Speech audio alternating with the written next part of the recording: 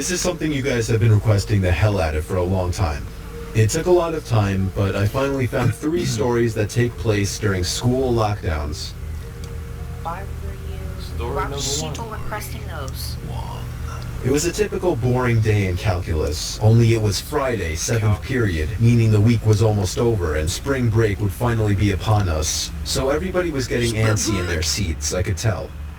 We didn't have a test that day like a lot of my friends did with their other teachers, so our teacher in the middle of class just decided to start playing games with us on Sporkle.com.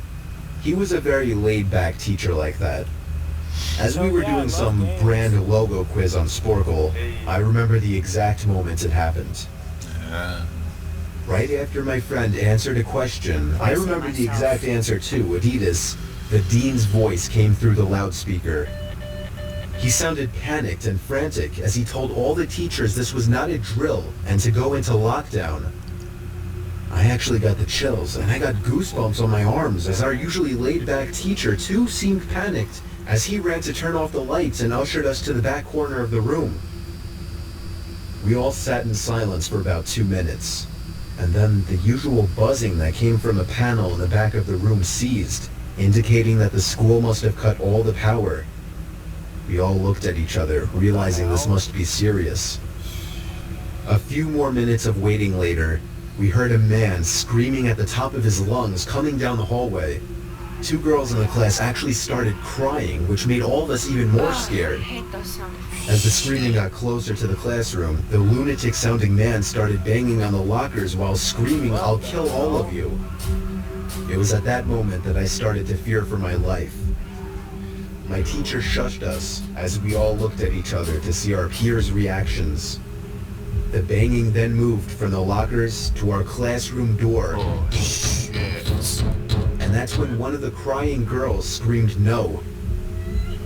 The banging on the door only grew worse as the man started screaming, "Open up." 2 of the girls in the class were Don't crying scream out loud anything when now. he's screaming at your door. It felt like an eternity that man was pounding at the door. But eventually, he finally continued down the hallway, screaming like a mentally insane person until we could not hear him anymore. How the hell did I'd he say get in 10 school? minutes later, though it felt like half an hour given the situation, the dean came back on the loudspeaker explaining the situation, which was surprising for him to do.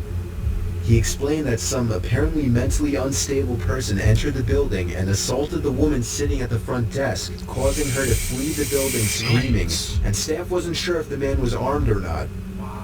Now this was before the school had cameras or could afford proper security, so the school was wide open to something like this happening. The staff had done a sweep of all the hallways and classrooms and couldn't find him, so the dean instructed the teachers to resume teaching but to keep all the doors locked and to not let any students leave for any reasons.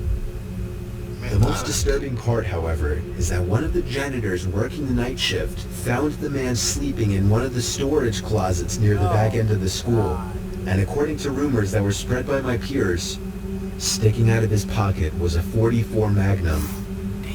The janitor must have done something stupid to wake him up, for example, leaving the closet door open, because by the time a police officer could arrive on the scene, Just the like man 8 was more gone. hours. My entire class, as far as I know, to this What's day, freaking has no scaring idea me if this is man that was I'm ever in a found, dark room. but I like to think that right Not now the story. he's The being story given the is proper help that aren't he really needs. dark So they room. never caught the What guy? makes it so scary? Hell no, man. Shit. I would have been out of there. I'd be Story freaking number out. 2. He's actually true. My school has 2 lunch periods. First lunch period is for all 6th graders and some 7th graders. The second lunch period is for the other half of the 7th graders and all 8th graders. The lockdown happened in the beginning of October. The day the lockdown occurred, it was overcast and rainy. During the first lunch period, I heard 4 loud booms. I personally thought it was thunder, but the entire lunch crowd started I hate screaming. those sound effects. I was thinking those kids were just serious pussies, but the campus security came in and started yelling at people to go into the multi-purpose room, and the kids who were in line buying lunch had to throw out their lunch and come inside. Me and some friends went inside the room along with a huge group of other kids. Everyone was curious as to what was happening. Our multi-purpose room is huge, and the back wall of the room is made of see-through glass.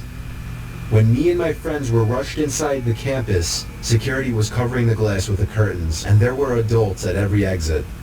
My friend Eric was curious, as well as the rest of us, so he asked one of the adults what was going on.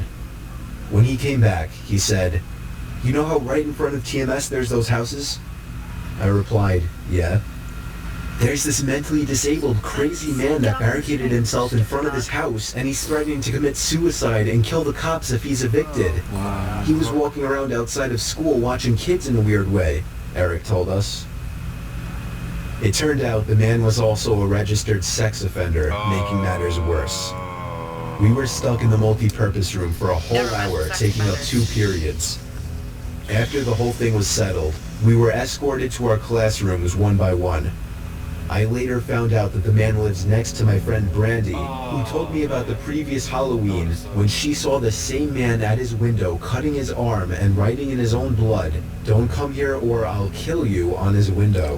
Fuck. Of course, being Halloween, people, including Brandy, assumed it was just for the holiday. But after this horrific incident, we knew this man was mental, and we're glad he never got near us. Shit. Oh, this has to be the worst one. I'd be running. I'm 22 years old, fresh out of college, and I recently got a job at my old high school as a sort of computer intern in the school basement. The basement of the school is very messy and disorganized, but there is a small 3-person office that's actually very nice down there. It has 3 nice big desks, 2 mini fridges, a flat screen TV mounted on the wall, and oh so satisfying air conditioning, a luxury the students and teachers cannot enjoy in the school. And of course all the school servers and other computery stuff. That's pretty nice for a school basement. I got the My job school because doesn't have 3 of my basement, old so- computer teachers flat out adored me. I could actually consider them as real friends, not just teacher figures. So they all helped tremendously in landing me this job. It's been great, until something that happened a few weeks ago. My 2 co-workers that share the office with me, Dave and Gary, Low weren't battery in on the my office phone. at the time. They were upstairs working on papers or whatever. I was eating my sandwich during my lunch break when I got a phone call from one of the women in the front office telling me the school was on lockdown and that somebody, possibly armed, had entered the school. Fuck. There wasn't much that I could do other than turn off the lights because, surprisingly, as nice as this little office was, it didn't have an actual Especially in door the dark, to it, though. just Not a really big scary opening, me, and the but door when to you're the in whole the dark, it basement just didn't even have a working lock. Spreads your fears out like For that. my own safety, I did turn off all the lights in the office and my computer screen. Gosh. I kept my phone on the desk, texting both Gary and Dave, but they wouldn't respond. I sat down there in the dark, playing games on my phone for like 20 minutes, waiting for the call from up front to tell me to resume working. I had no idea what was happening. I couldn't hear what was going on upstairs from down here, but I was not allowed to make any calls until I was informed that the lockdown was over. Then, the noisy basement door opened. Oh, As the shit. creaking echoed across the basement and into my office, I sat up from my seat, wondering if I should call out Gary or Dave. No, no, I was no. eager to get some info from them. Someone then came running down the stairs, and their footsteps were approaching my office. I pushed away my chair and crawled under my desk. Somebody entered the office, but did not turn on the lights. There was just silence. I can't even describe the fear I was experiencing. I felt like if I made one sudden noise, I'd be a dead man. Right. Suddenly, my phone dinged as I got a text message. I felt my entire world shrivel up and die Turn at your that phone on one silent moment. when you're First on thing the I I would clenched do my is teeth turn in it on fear. silent.